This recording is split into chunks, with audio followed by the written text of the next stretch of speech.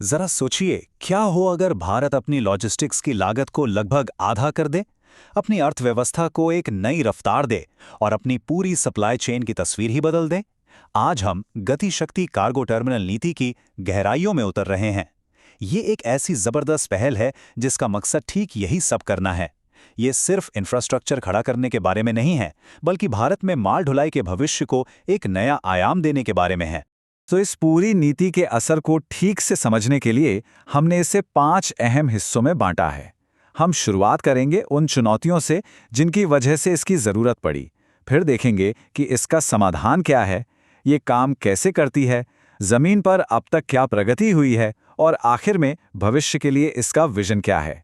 इस चर्चा के अंत तक ये पूरी तरह साफ हो जाएगा कि ये पहल इतनी अहम क्यों है।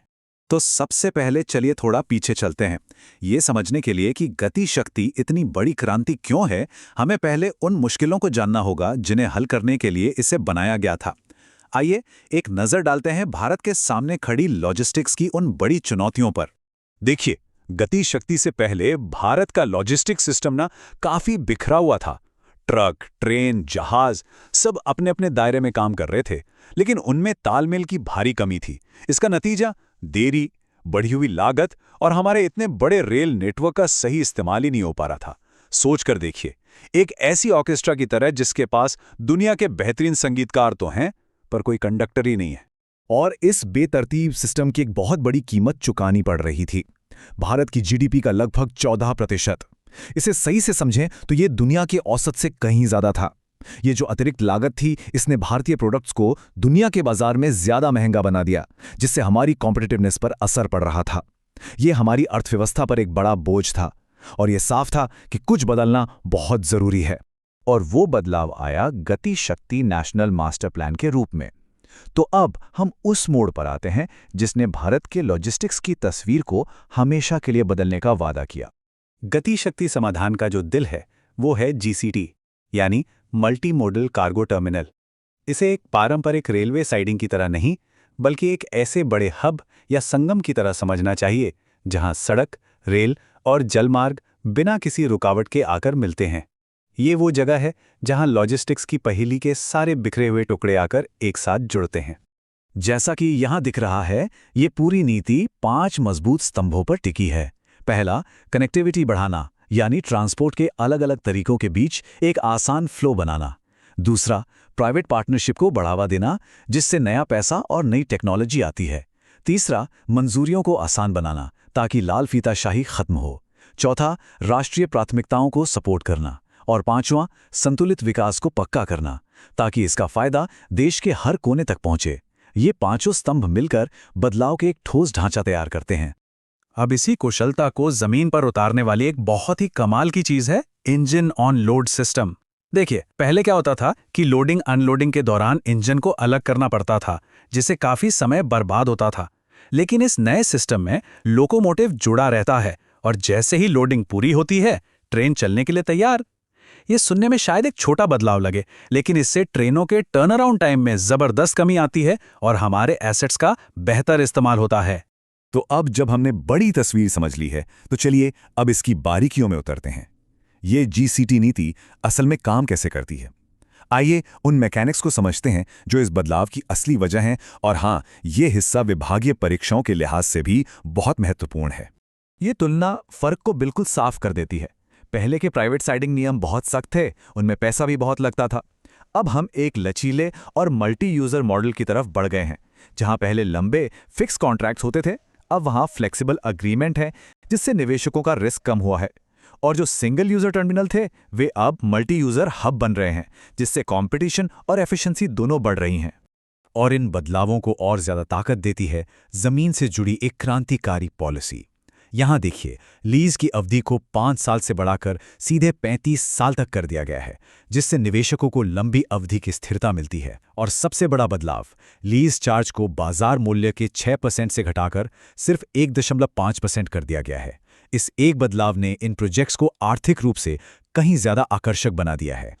और आखिर में ये सारे वित्तीय प्रोत्साहन एक ऐसी सिचुएशन बनाने के लिए डिजाइन किए गए हैं जिसमें सबकी जीत हो।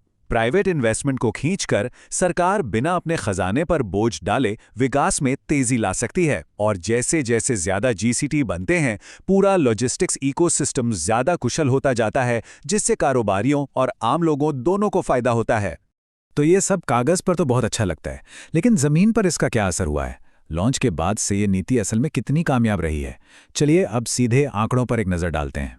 ये टाइमलाइन इस नीति की रफ्तार को साफ साफ दिखाती है। 2021 के अंत में पॉलिसी लॉन्च हुई और अप्रैल 2022 में सिर्फ 6 जीसीटीज थे और जनवरी 2026 तक ये संख्या बढ़कर 118 हो गई। ये जो तेज ग्रोथ है वो असाधारण है। ये रफ्तार इस बात का सबूत है कि ये नीति निवेश लाने और मंजूरियों को आसान बनाने में कितनी असरदार रही है। और ये रफ्तार थमने वाली नहीं है। कुल 306 जीसीटी प्रस्तावों को पहले ही हरी झंडी मिल चुकी है। ये भविष्य के विकास के लिए एक बहुत मजबूत पाइपलाइन का संकेत है और दिखाता है कि प्राइवेट सेक्टर को गति शक्ति के विजन पर कितना भरोसा है। और ये भरोसा सिर्फ बातों में नहीं, बल्कि बड़े निवेश में बदल रहा है। इस नीति की शुरुआत से अब तक 8,600 करोड़ रुपए से ज्यादा का प्राइवेट इन्वेस्टमेंट आ चुका है। पैसे का ये बहाव न केवल इंफ्रास्ट्रक्चर को गति दे रहा है, बल्कि अर्थव्यवस्था में एक मल्टीप्लायर इफेक्ट भी पैदा कर रहा है। और नतीजे जबरदस्त हैं। अभी तक जो 118 टर्मिनल चालू हुए हैं, उनकी कुल सालाना ट्रैफिक हैंडलिंग क्षमता 192 मिलियन टन तक पहुंच चुकी है। ये नई क्षमता न केवल लॉजिस्टिक्स की लागत कम कर रही है, बल्कि हमारी सड़कों से भीड़ कम करके हमारे कार्बन फुटप्रिंट को घटाने में भी मदद कर रही है। और अब जरा इसके वित्तीय प्रभाव पर नजर डालिए। ये चार्ट साफ दिखाता है कि जीसीटी से माल ढुलाई का राजस्व सिर्फ 3 वित्तीय वर्षों में 4 गुना से भी ज्यादा बढ़ गया है। यह असाधारण ग्रोथ न केवल भारतीय रेलवे के लिए अच्छी खबर है, बल्कि यह इस बात का भी एक शक्तिशाली संकेत है कि ये नीति एक सस्टेनेबल लॉजिस्टिक्स इकोसिस्टम बनाने में कितनी सफल रही है। तो अब तक की प्रगति देखने के बाद चलिए अब भविष्य की ओर देखते हैं। इन सभी विकासों का भारतीय लॉजिस्टिक्स के भविष्य के लिए आखिर मतलब क्या है? आइए इसके लॉन्ग टर्म विजन को समझते हैं। ये जीसीटी नीति भारत के बड़े राष्ट्रीय लक्ष्यों से सीधे तौर पर जुड़ी हुई है। लॉजिस्टिक्स लागत को कम करके हमारा लक्ष्य अपनी अर्थव्यवस्था को दुनिया भर में और ज्यादा प्रतिस्पर्धी बनाना है। इससे मेक इन इंडिया जैसी पहलों को मजबूती मिलती है और ईज ऑफ डूइंग बिजनेस में सुधार होता है, जिससे भारत निवेश के लिए एक ज्यादा आकर्षक डेस्टिनेशन बनता है। सड़क से ज्यादा माल रेल पर लाना ये सिर्फ ज्यादा कुशल नहीं है, बल्कि हमारे पर्यावरण के लिए भी बेहतर है। माल ढुलाई का एक बड़ा हिस्सा ट्रेनों पर शिफ्ट करके हम कार्बन उत्सर्जन और वायु प्रदूषण को काफी हद तक कम कर सकते हैं, जो एक ज्यादा सस्टेनेबल भविष्य के लिए बहुत जरूरी है। तो अंत में जीसीटी नीति सिर्फ टर्मिनल बनाने से कहीं बढ़कर है। इसका असली मकसद है भारतीय रेलवे को एक आधुनिक राष्ट्रीय सप्लाई चेन की रीढ़ के रूप में स्थापित करना। जैसे जैसे ये विजन हकीकत में बदल रहा है, सवाल ये नहीं है कि क्या भारत की लॉजिस्टिक्स बदलेगी, बल्कि यह है कि ये बदलाव राष्ट्र को कितनी तेजी से आगे ले जाएगा। भारत के व्यापार का भविष्य यहीं बन रहा है, एक बार में एक जीसीटी के साथ।